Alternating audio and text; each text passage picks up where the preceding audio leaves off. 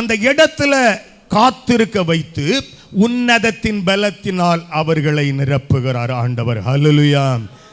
பிச்சைக்காரன ஊழியக்காரனாக்கி, ஊழியம் என்கிற அபிஷேகம், ஊழியம் என்கிற பரிசுத்த ஆவியானவருடைய பலம், ஊழியம் என்கிற அப்போஸ்தலிக அபிஷேகம், ஊழியம் என்கிற வியாதியஸ்தர்களை சொஸ்தப்படுத்துகிற பலமும் வல்லமையும், ஊழியம் என்கிற பிசாசுகளை துரத்துகிற கிருபையும் இரக்கத்தினாலும், ஊழியம் என்கிற வார்த்தைக்குள் டுனாமிஸ்ட் என்கிற வல்லமை, பரிசுத்த ஆவியானவர் என்கிற வல்லமையை வைத்து அவர்களை அனுப்புகிறார். ஹல்லேலூயா.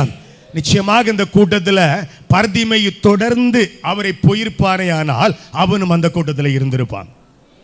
அல்லேலூயா. அன்றைக்கு பிசிக்கலாக இயேசுவுடைய ஊழியத்தை அறிந்தவன் இன்றைக்கு அவர் இல்லை. ஆனால் உன்னதத்தின் பலத்தால் அவன் நிரப்பப்பட்ட போது இவன் எப்படி நடக்கணும்னு தெரிஞ்சிருக்கும், எதையெல்லாம் செய்யணும். காரணம், இயேசு ஊழியம் செய்ய வந்தார், ஊழியம் கொள்ள வரவில்லை என்பது அறிந்தபடியினாலே ஊழியம் செய்கிறதிலே தன்னுடைய கவனத்தை செலுத்தியிருப்பான்.